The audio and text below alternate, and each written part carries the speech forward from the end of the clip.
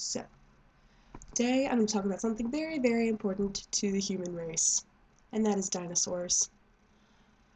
Now, I'm going to go ahead and say, I do have tuberculosis, so if I start coughing, forgive me.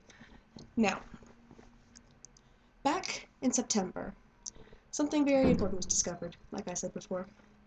It was a new dinosaur, and it's called the Spinosaurus. Now, basically, it's a very, very large dinosaur. Like, think T-Rex, but bigger. It was discovered in a sandstone bed in the Moroccan Sahara Desert. And Spinosaur means basically spine lizard thing.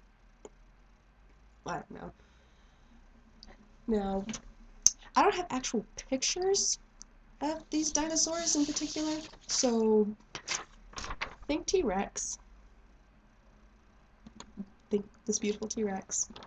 And then I did a very, I don't know what I did, honestly. This is supposed to be a Spinosaur.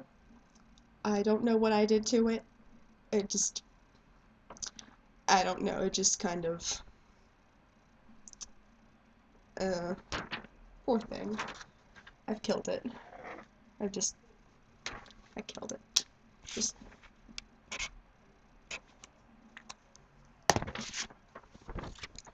whoa!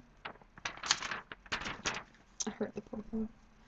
Anyway, so, this dinosaur's, jeez, what is it called again? This dinosaur's, I guess, Latin name, I guess is what you would call it, is the Spinosaurus aegypti. That's the only kind of version of that word you're going to get out of me, because I cannot pronounce it to save my life. And this particular dinosaur is close to 50 feet long. Like, it's enormous.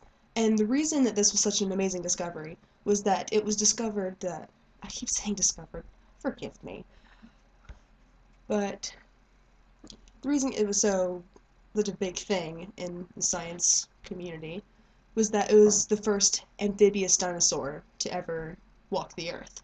So basically, if you don't know what amphibious is, think frog or crocodile. You know, walks on land, can swim in the water, just all I can think of is a frog, just think frog. And it was just, like I said, it's described as being kind of like a crocodile, as in it can float, it has like very webbed toes so it can paddle through the water, it's got really light bones so it can float and not sink like a rock, like I probably would. And,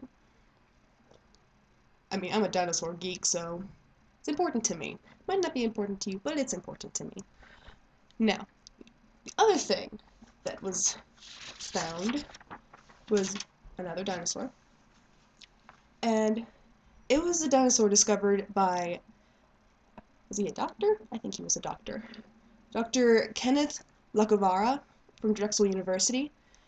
In the years from 2005 to 2009, he was on an archaeological dig in Argentina, and while he was there, he discovered a new sauropod. If you don't know what a sauropod is, basically, it's him. It's him. If you have not seen this movie, then you had no childhood, so just forget it. But to better describe it, a sauropod, it has a very tiny head, very long neck and very long leg. Legs. Long neck, long tail, and like very thick legs like a tree trunk. And this particular sauropod is probably the biggest terrestrial animal to ever be discovered on this planet. Altogether, it was about 65 tons, just one particular dinosaur, and it was still growing when it died, so I honestly don't even want to think about how big it probably was, because either way, it could squish me. But it's still really cool. And even like its bones, one of its femurs is only 6 feet tall. Just one part of its leg is about the same size as my dad. Which is why this particular dinosaur has been named the Dreadnoughtus, which means it fears nothing. Which, if you really think about how big this thing is, and I live in a 9-story building, so I can't even really imagine how big this thing is, it's quite large. And it's very obvious to figure out why this particular dinosaur probably feared nothing at all.